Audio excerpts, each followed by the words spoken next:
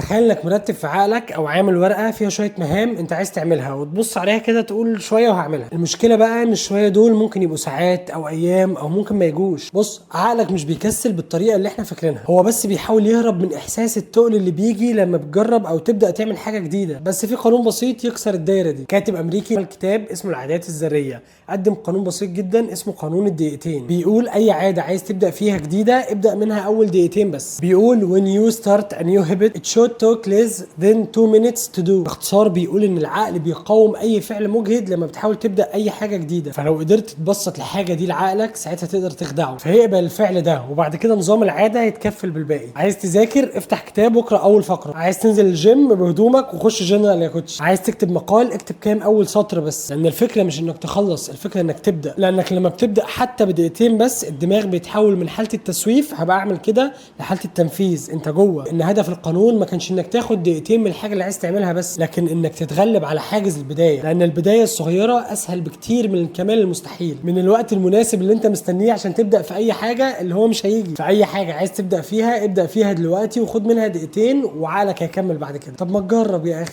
انت غرمان حاجه؟ انت عندك حاجه تخسرها؟ انت خسران كل حاجه.